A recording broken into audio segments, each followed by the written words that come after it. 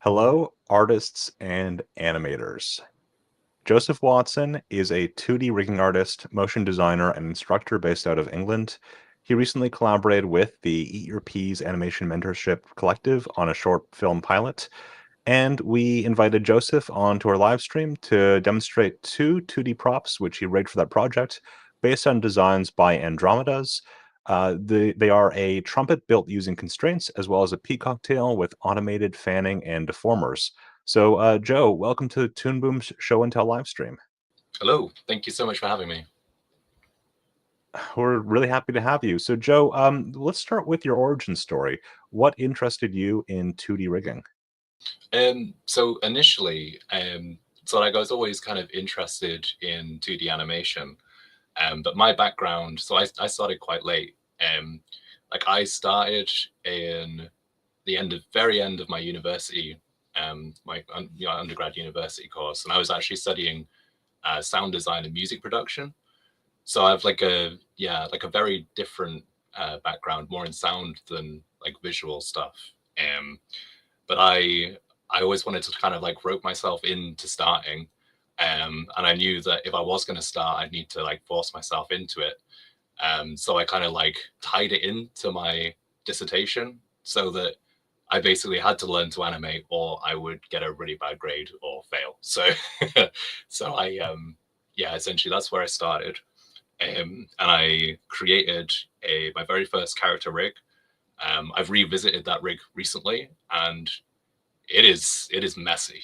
There is stuff happening in there all over the place. It's very messy. But I mean, like the first rig, it worked.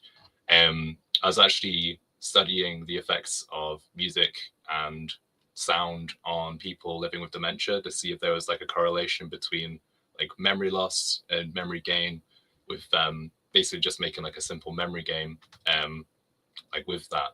And that's essentially where I started. And since then, I've worked as like a lecturer teaching harmony rigging. I've worked like on various different personal projects and studio-based things. I do a lot of motion graphics at the moment, but I am currently looking to do more rigging stuff. So yeah, that's essentially where I'm at now. Yeah, I'm always fascinated by the connection between music and animation because both are very much dependent on time. Mm. Oh, absolutely. I 100% think it made things so much easier when I was starting out because, yeah, you just have the whole, like, I mean, like you just drilled into your tempo. And then it's amazing how much that works when it comes to animation. It's like, I mean, we all, yeah, move in a time, so to speak. If you don't mind me asking, what was your introduction to Harmony? Because there are different animation packages out there. Harmony is very much used for like 2D animation. Mhm. What brought you to that suite? So I did a lot of research when I was planning my entry into animation because like I had my eyes on like a few. It was like it was either going to be like Adobe Animate or Flash, and then or like Toon Boom Harmony. I did also like look into Blender as well because I wasn't sure whether I wanted to go like down 3D specifically or 2D. But then like yeah, I think it was Stacey Strong's videos on Stylus Rumble that really like pulled me in, and I was just like, okay, this looks like really fun. So I was that kind of dragged me in, and then I started with a free trial of Harmony Advanced. I wasn't quite ready to get sucked into the node view there and then. It felt like a bit too intimidating. So yeah, my first few rigs were built in Harmony Advanced, and then I was paying for a student license, and I basically upgraded that when I did get that, because I spent like on this project, like my housemates at the time would tell you, I just didn't leave my room for a month because I was just like rigging, then animating, and the animation was like 2.5 minutes long for my first animation. So I was spending probably like all day every day for a month trying to get that done, because I completely underestimated how long that would take. So Yeah, 2.5 minutes is very ambitious for a first project. Yeah, I just kind of threw myself in straight into the deep end without any armbands. That is wild. I love that. Yeah, but it worked. It worked, and Okay. I think it was very From that point onwards, I was kind of hooked basically. So we invited you to talk about two 2D prop rigs that you built for Eat Your Peas. How did you get involved with the team at Eat Your Peas, and what was that experience like? So I very fortunately came across Lindsay through LinkedIn, and it was just before they launched this new pilot program that they've been working on now, and which is essentially like loads of people coming together from like all walks of life, all levels of experience, kind of coming together and collaboratively working on building an animation together from start to finish. So it's kind of like getting studio experience without obviously like the struggle of getting a role in the first place. It's like a first way of, I guess, like getting your like hat in the ring. So yeah, I was essentially very, very fortunate to come across when they were doing that. I signed up, and essentially the rest is history. These two props came from that. And I would hugely like, because there's still obviously you still sign up for it, and I would highly recommend anyone who's interested in getting into rigging to sign up for that. I think there's a link hovering around somewhere that might end up in the chat at some point. Yeah, we will share those links. I also wanted to say too, I'm a huge fan of what Lindsay Noller is doing with Eat Your Peas. Lindsay used to be a trainer that worked with Toon Boom Animation, and has since been working on her own projects. I think it's really cool to see projects that encourage collaboration between artists. It's fantastic. Yeah, no, absolutely. So two of the props that you demonstrated on LinkedIn were a trumpet that was built using constraints, and a peacock tail, which fans as you move the feathers. Right now, it's the peacock tail that's on screen. Yes. Which of these props would you say was the most challenging to build? Oh, the trumpet, hands down. So the peacock feather, I kind of built it with things that I was already fairly competent at, or at least what's the word? Like I was quite familiar. I'm very familiar with limiters. I really, really enjoy limiters. I think most people find them quite scary, but if you really get to know them, they're absolutely fantastic things. So I built these with a lot of limiters, and I felt very at home with it. The trumpet, that was experimental. that took a long time to get right. I mean, it's cool. Yeah. So one of the things you're telling me too is that like the trumpet, it's a 2D, like entirely made using 2D geometry, but it looks like it's 3D. Yeah. Or you can move it around as if it's in 3D space. Yeah, so it appears that it looks like it's a master controlled like grid setup. But it's not. It is literally just like basically using multi constraints, weighted deformer, and then just a bunch of other constraints. Yeah, complicated. I was thinking we could maybe start with the peacock first, unless you want to see the trumpet. Let's take a look. But I was thinking, so could you give us a tour of the peacock fan as you would show to an animator that was using these props for the first time? Sure, absolutely. So this is the whole rig together here. There's a bunch of different controls like on the surface of it. So you've got this turquoise one up here, like you've got these 3 circles here. So the orange, the blue, and the turquoise. You've also got these diamonds here in the middle, and you've got like the big thing there, which is just, well, it's basically the whole prop there. You move around with that, and then a little red square there. So I'll go through the controls one at a time. So for the automatic fanning, you essentially click on either of these circles here and you just rotate it, and it just automatically just fans out. Just super simple. Either side just works exactly the same. It's literally just a matter of clicking and rotating, which is very satisfying when I got that right. This middle one also, if you rotate it, it like shifts the ones next to it slightly, so you can get like just a little bit of extra automation there. So that's like most of the limiter work there. So essentially this one, when you move it with this controller, it moves at 100% of the speed of the rotation. Then this one is 75, this one, you know, less so and less so. So it's yeah, essentially just mathematically programmed in, just it would move the correct amount for it to, yeah, basically fan out evenly. So that's why I love limiters, is so you can just get things exact. You know, it's very satisfying. These little diamonds that are now moved around with there. So all of these have curve deformers on them. If I got something in the way there. So you see all of these have curve deformers on them.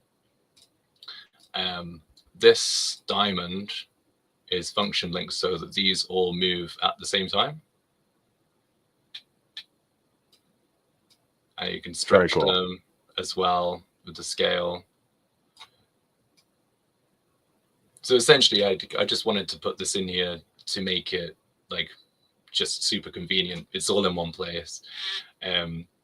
Well, it also gives a sense of volume too, so it doesn't look like a paper doll just sort of fanning out. That gives it depth.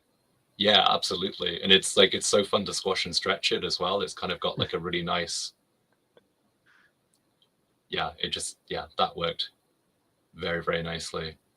But the only issue with this is that it does kind of, you can just reset them all together as well. Okay, yeah, never mind.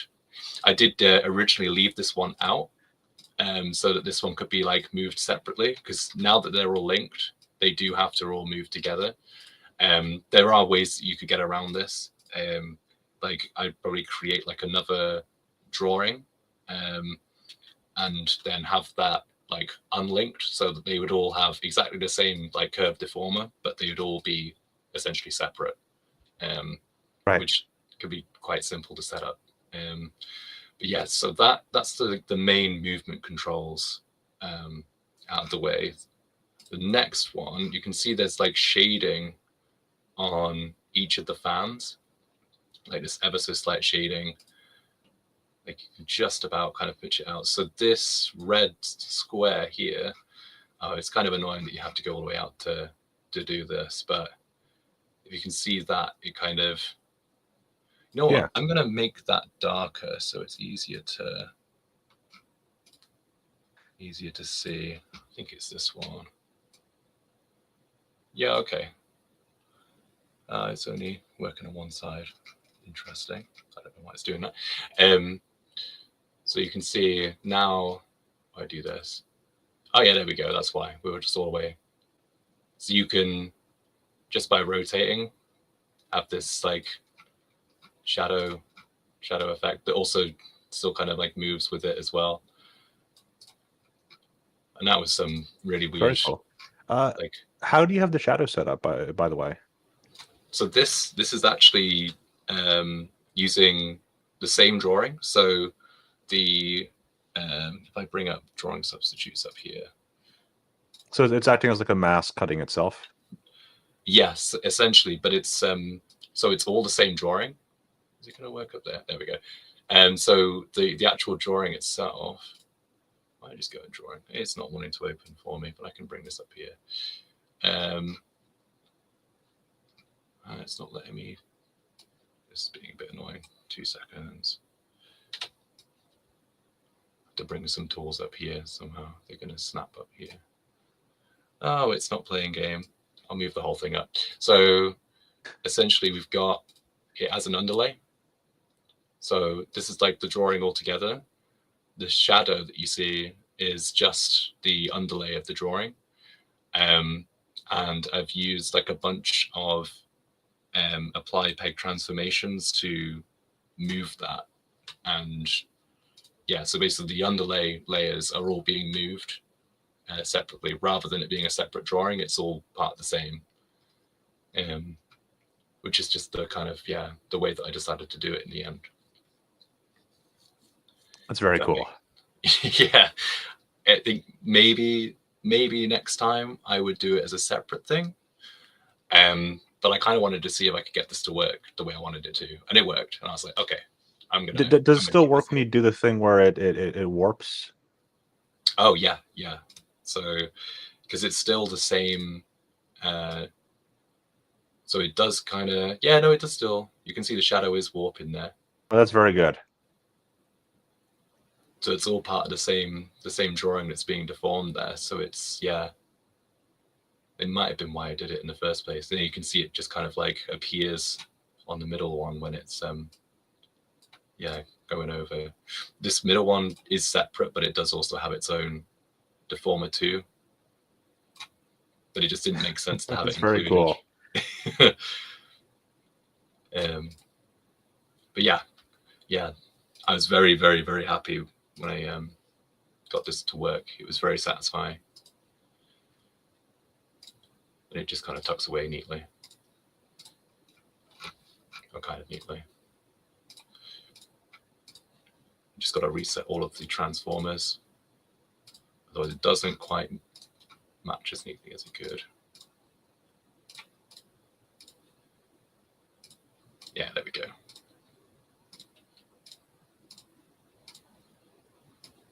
So yeah, very fun to mess around with. You're kind of absorbed in it after a while. It should just wind back now. Yeah.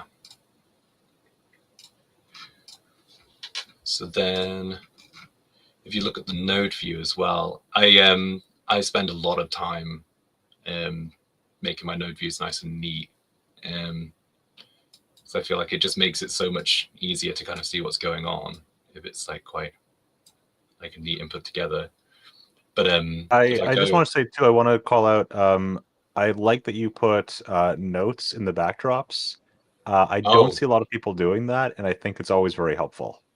Oh yeah, so like this was actually like one of Lindsay's suggestions, and I yeah took it to heart because it was like it was such a good idea, because it, again, with complicated stuff as well, and if you're just passing a prop onto somebody, and then yeah, you've got like a few like keyframes at the bottom that position it to show you what it does, but it doesn't always. I mean, like you can just see a thing moving around, and it's like, how do I do that?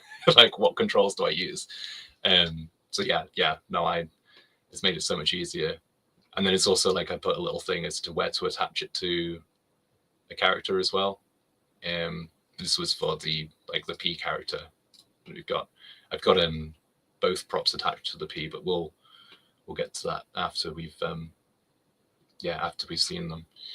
But yeah, if you see, this is the limiters, the limiter function here, and then like the I like static transformations as well. I feel like they're very, very useful to like permanently change the position of something without being able to accidentally change it back with like by resetting a peg or something. Because resetting pegs can obviously, yeah, if you do that and everything's permanently changed, moved somewhere, and then you reset a peg by accident, like yeah, all hell breaks loose. But I use it here just to basically put each fan backwards in the Z space, like, you know, like further away from the camera, which is why they all fan out the way they do. These three limiters here are adding the influence of the middle one. So this one here, this is like adding, like when this moves, it moves like these ones ever so slightly. And these three here, this is when this tail feather moves. Well, the other control moves, this one moves at 100% of the speed, and these are like slight reductions. I believe that is like 100%, 75. So 75, 50, and then 25. So they're all opening up on my other screen. So yeah, 25, 50, and then this one's 75. It's probably very small. You probably can't read that, but it's there.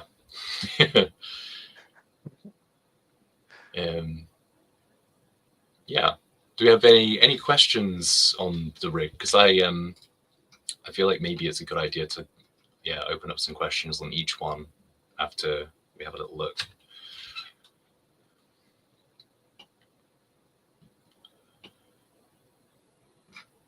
Yeah, I have a question for you, actually. So what part of this, what took you the longest to figure out?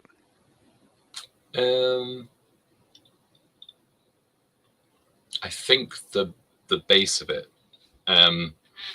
So down here, and this is a bit that probably could still do with some fixing. If I go onto render view, you can see like I need to make this line bolder here. I need to redraw it a few times to make it like go over the top.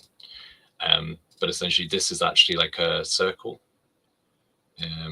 So it looks like this. And then as all the fans fan out, it's like it's essentially like it's a mask. But by just having it as a mask, it kind of it made like a big like space on the outside where like a lot of this color was showing. So it was kind of similar to this problem here, but a lot bolder. So there's like another like circle that's going around the outside that's cutting it from the other side as well. So it's like it kind of squishes it in a bit more. And getting like that right was quite annoying and frustrating, even though it seemed quite simple at first.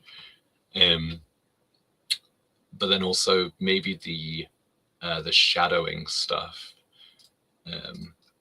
So getting all of these to work how I wanted to, like that took like a little bit of time. And you can see like on this view, it breaks, but in the render view, it's fine. So for a while I was like, oh, it just isn't working. Like, what have I done here? Why isn't it working? And then I put it in render view. I'm like, oh, it's fine. Like I've just been Okay, that's just running around the OpenGL rig. being a little bit difficult. Yeah, it was just struggling a little bit because it was Okay. like, why are you asking me to do all this stuff? We've got some questions in the chat, and I see a lot of familiar faces right now, including Lindsay, Shane Plant over at. He's been doing some very interesting stuff with. What was it? It was Wizard and Champion, I think, is the short that he just published. Oh, amazing! But his comment was, "No questions. My mind is blown." Oh, thank you so much. A lot of very, very positive comments. Pat Bradley mentioned that your node view is a work of art. And Lindsay wants to know, how did you start planning out something like this? So it was straight away when I knew that the peacock feather was going to fan out. I was straight away like limiters, like I use limiters in everything. I use limiters too much, like I'm obsessed with them a little bit. So I was like looking for an excuse to use them, and I was like, this is the perfect opportunity to do that. I did also get recently quite into doing the whole function linking thing, which is what the deformer is. So essentially, like it's kind of like cloning the deformer doing this.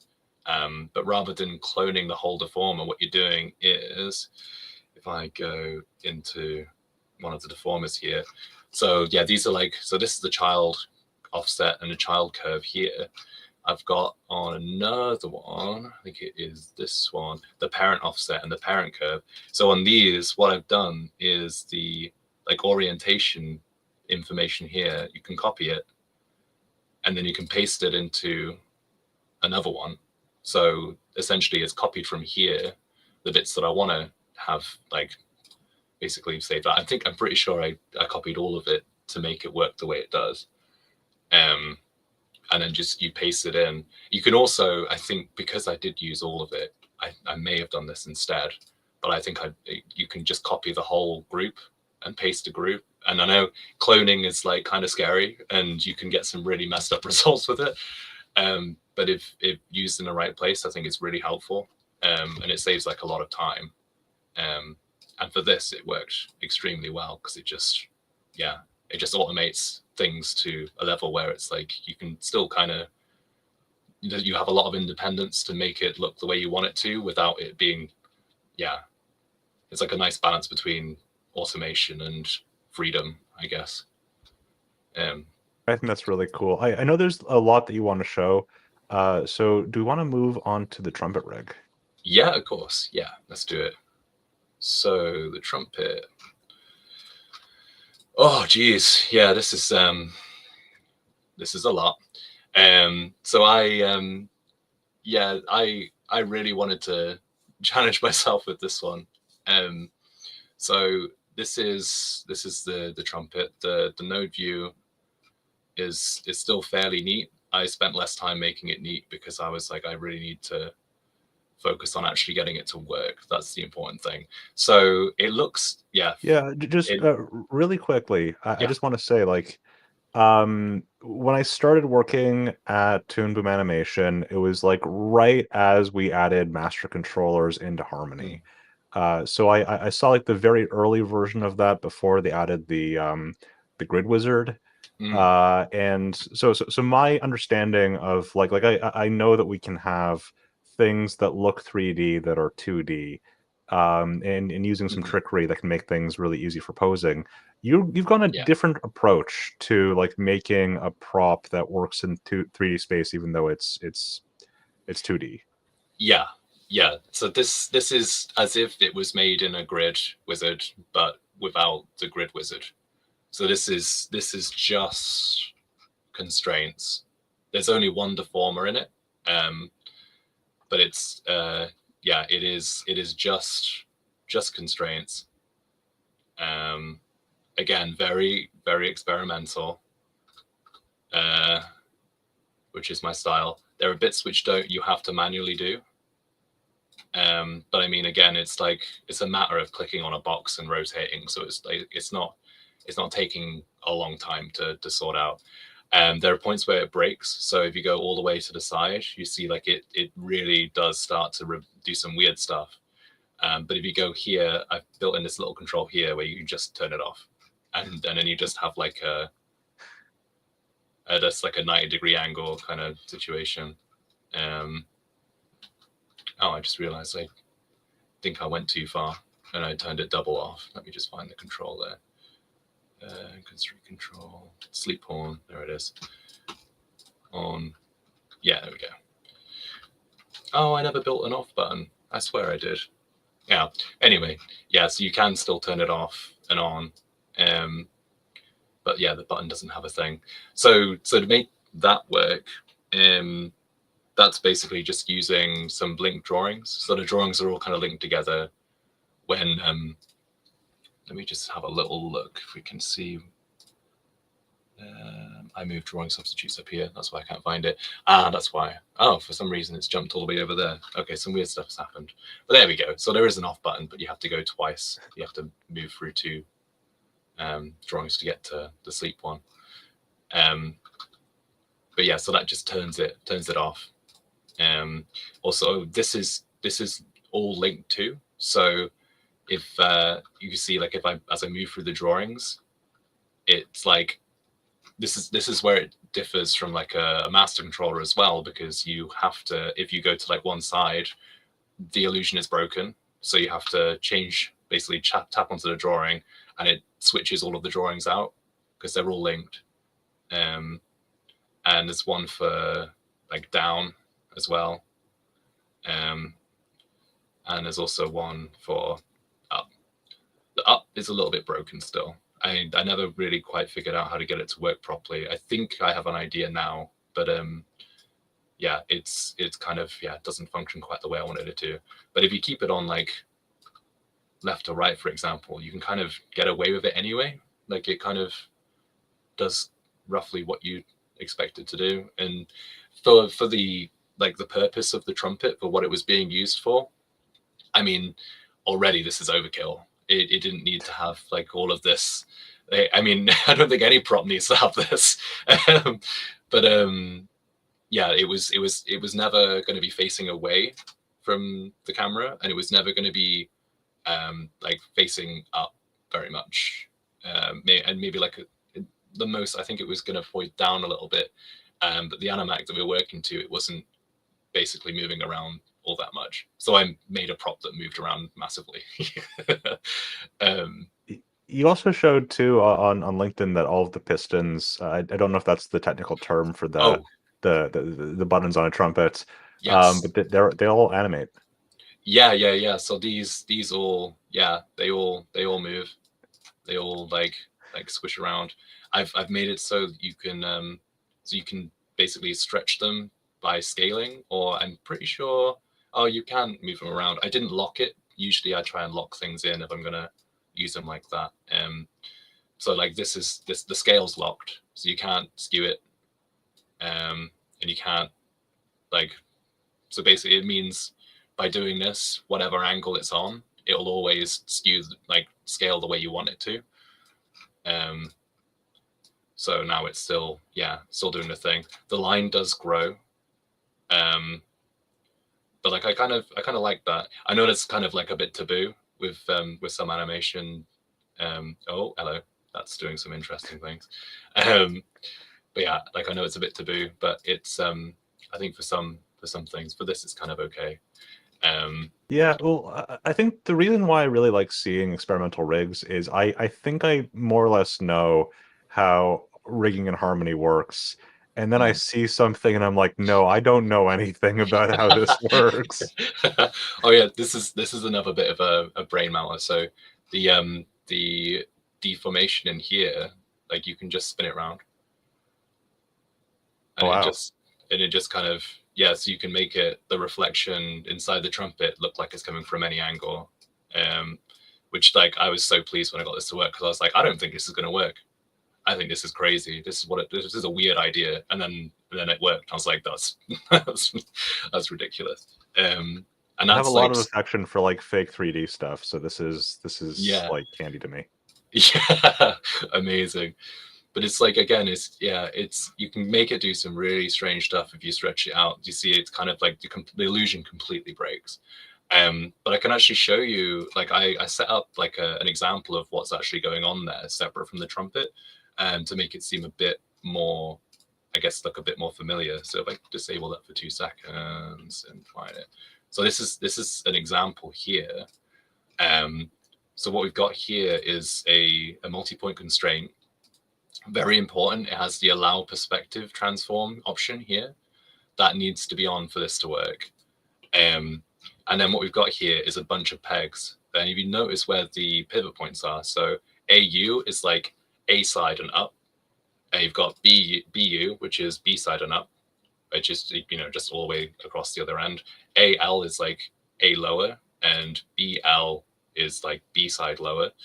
And that's all put into the multi-point constraint. And then you've got a control, and then a clone of the control, which essentially like doubles the speed of how it works. But now if we basically move this around, you can see how it's like warping the cube to make it see. And then when the trumpet glitches out, this is the line that we're crossing. This is when it goes strange. So yeah, and It's then very cool. the inside of the trumpet, so like the actual like reflection bit that I was like rotating before, if I enable that, and now if I move it around, so this is essentially using the same pegs, like the same 4 pegs and the same control, but the difference is that this is plugged into a weighted deform rather than a multi-point constraint. And now if you move it, you can kind of see they act Ah. very differently. you can kind of see how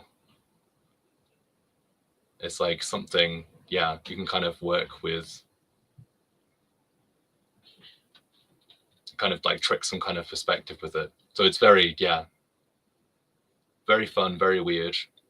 And yeah, that's essentially like the kind of the bare bones of the trumpet. Plus like some other constraint wizardry. Yeah. Okay, so now I have to ask, like, which part of this took you the longest to figure out? I think it was I think it was probably this part here with the like the rotating reflection on the inside of the trumpet. Like that for me, I Good. was like, you can see there's like another drawing in here, and there's like another 2 drawings in here. So like this darker circle here is actually made up of like 2 separate. So there's like the original multi-point sphere system here, which is the very large circle, the trumpet, and then there's 2 other ones which are slightly limited, so that it kind of, they're slightly slower. So that's why you get like a kind of 3D effect, is because it's moving not quite as fast as the rest of the trumpet, so it's like lagging behind. So it kind of looks like it's like inside the rest of the cone. And I think, yeah, getting that right and getting the these limiters here. 77 is the magic number apparently for X and Y. I had to just work that out by eye, just experimenting with it. This one is 80. The magic number was 80 for that one. But that was just through experimentation, just trying to get it right.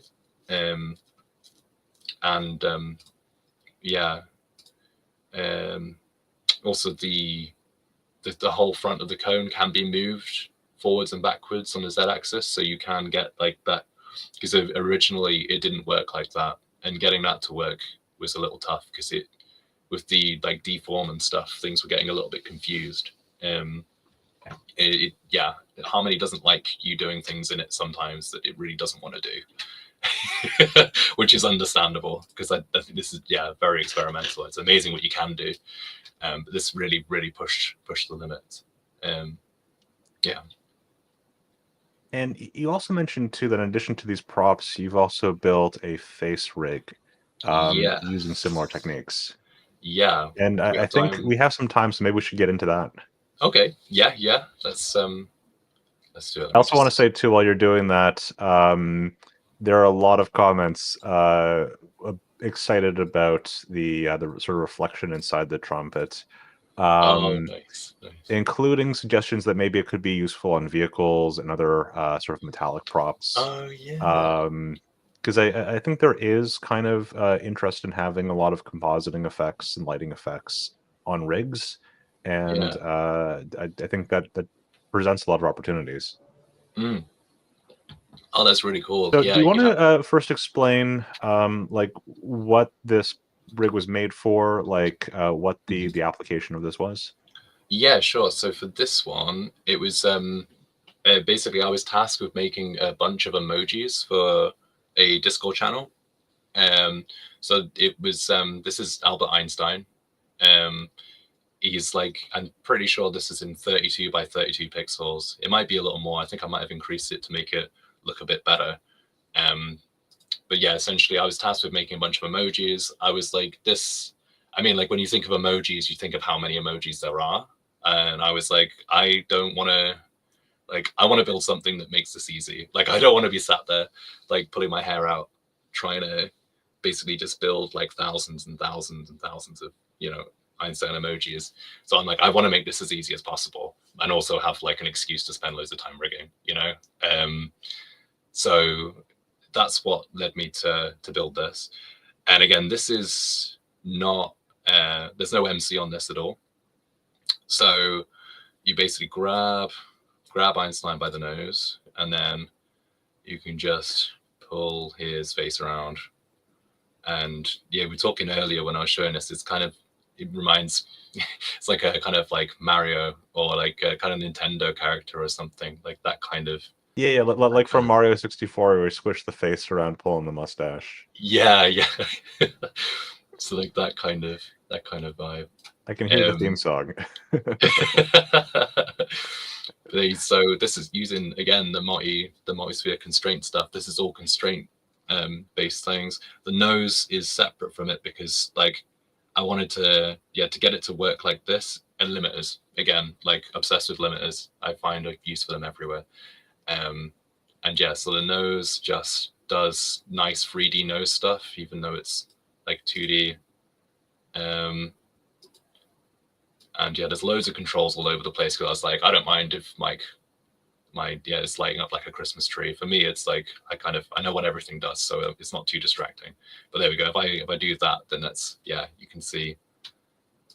But then there's if I play through some of the like yeah.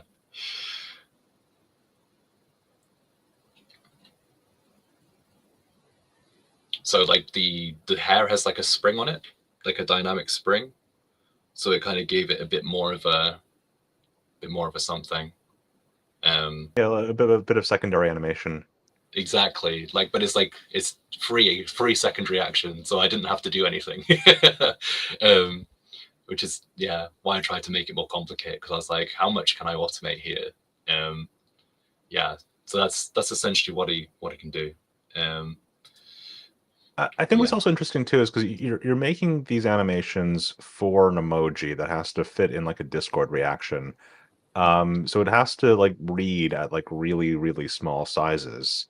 Yeah. So like that's why like the gestures are so big, and I think that works. And I'm very interested in animation outside of video, like seeing animation in user interface elements and in places where you might not think about it being animated, but it's animated. Yeah, for sure. Like there's yeah, because it's not just like TV stuff, not just films and stuff. It's like loads of like niche little things where, yeah, you can just find a use for Toon Boom Harmony. You know, I actually made my CV in Toon Boom Harmony because I got so frustrated with InDesign and stuff. And to be fair, like my subscription ran out, so I was like, oh, I'll just make it in Harmony. So, which is definitely not a conventional use. Maybe, I don't know. I guess that's one use for the export PDF function. Yeah, that's exactly what I use. Yeah, which is a bit wild. Yeah. Oh, yeah. I really like the eyes on this actually. The pupil moves faster than the iris, ever so slightly, and the highlight moves slightly slow, like very slowly as well. I think it scales weird as well. It scales very weird. Oh, you can get kind of a a squid pupil. Oh yeah. Yeah. And then yeah, just all the bits kind of, you can just take off everything if you really want to. And then yeah, things can get really strange very quickly. I think yeah, moving him around has some weird stuff. So this head would never work like if you stitched it onto a body, because of the way that I built it. I came across lots of problems, and I didn't need to find solutions for this rig in particular, because again, it was never going to be stitched onto a body. It was always just going to be this head. I have since figured out how to fix those issues, which is what's been included in like the Trumpet and the other things since then. But yeah, like with this, it kind of uses some kind of like janky, like apply peg, like solutions, which kind of like force like the images to kind of work together, rather than making them play nicely and rigging it properly. Which is why you've got like dynamic head move and then like master head. I think dynamic head makes it go, oh yeah, it goes all over the place. Does this actually work? Yeah, so that only works because there's like an apply peg transformation right at the very bottom of the rig. So Oh yeah, and I made this extra neat. I forgot about that. This is you can see how complicated this is now. Jeez, I completely forgot what this looked like. Yeah, I went to town on this rig. Yeah, I mean, what I like about like unconventional rigs is you can really see um how many possibilities are just like outside of the scope of most production rigs. Yeah, yeah. There's just so much you can do.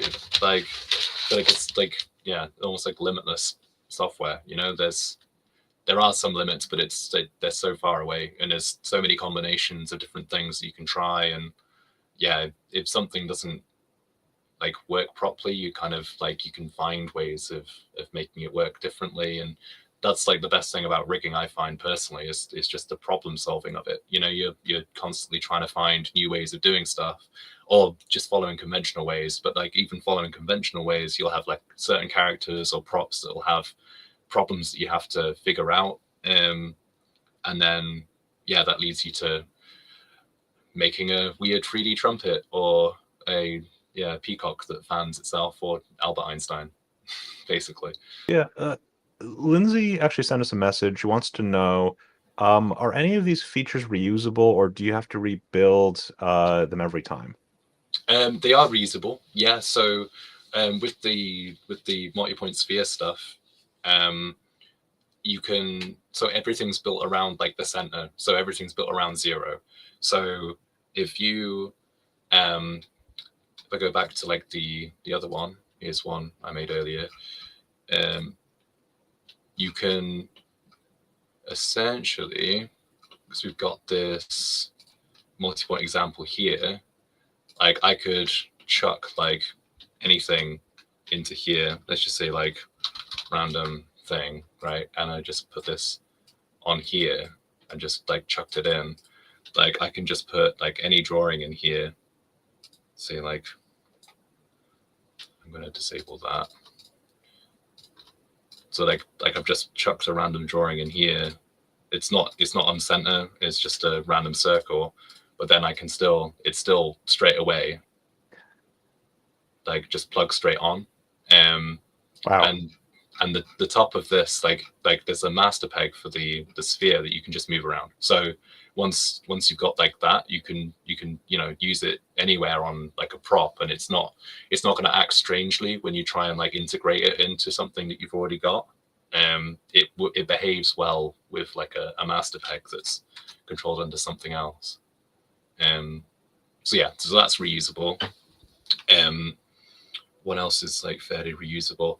The limiters are a bit more specific to, I guess, what you're working on. So the peacock tail, for example, like, and also the trumpet, like when I was saying the magic number here is 77, the magic number here is 80. Like those are just 2 examples where I had to fumble around and figure out what worked.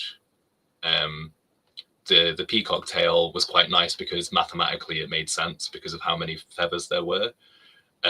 So I literally just dialed in, 75, 50, 25, 0. Ratio. Yeah, exactly. So that, that works nicely. But I suppose like it's, that's the wondrous thing about those, is that, it's so mathematical. It's very simple. The only problem with recycling limiters is maybe like the point, like the transformation, like limiter point, because they essentially have something quite similar to a pivot point, but built into a limiter. So if I find a limiter, so you see here, it's like a little pivot point you can move. And if you move it like out of place, things happen, really strange things happen.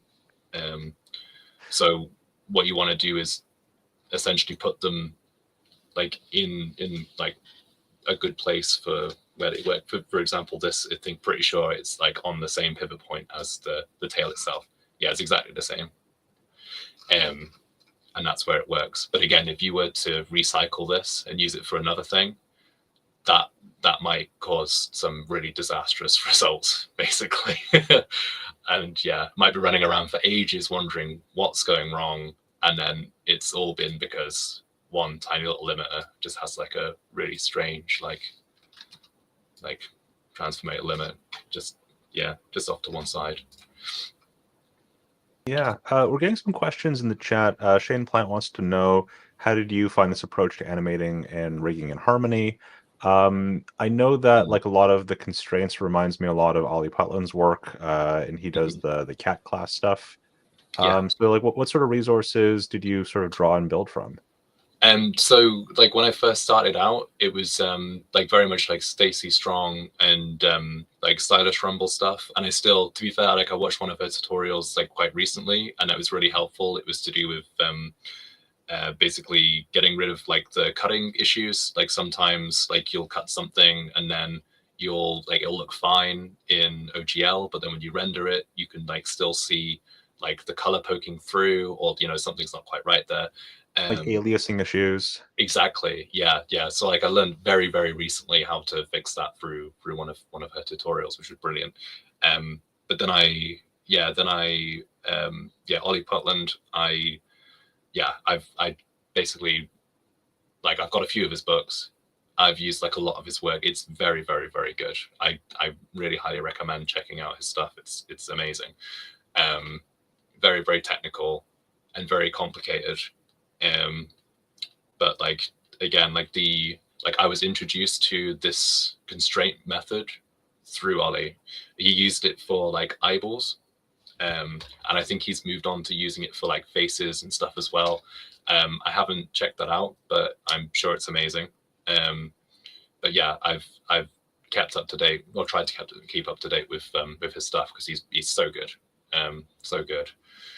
But then also like with Lindsay and stuff as well, with the Eat Your Peas and stuff. Like there's so much stuff that I've realized that I didn't know about, rigging for like, for series and stuff and TV. So again, like I can't recommend more signing up for Eat Your Peas, because it is like, I mean, you're just working with like a bunch of industry professionals who will basically show you magic, show you how to do stuff. Yeah, And I think Lindsay is an excellent resource if you want to know how to rig for TV productions. Another really good person to follow too would be Brain, oh who yes, shares fantastic resources for rigging in Harmony Premium. I think I can ask one more question before the last question. sure. Do you have any advice for artists who are interested in prop and character rigging? I Not would necessarily say, resources, but like what's sort of like an yeah, approach or way to think about it?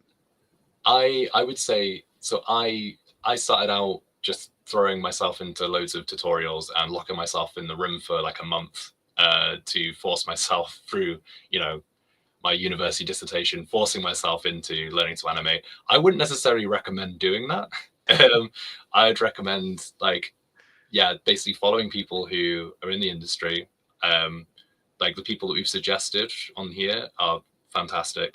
I would definitely check them out, because I think having that like just like a helping hand at the beginning, it just makes a huge difference. And I kind of wish I had that, when I was starting out.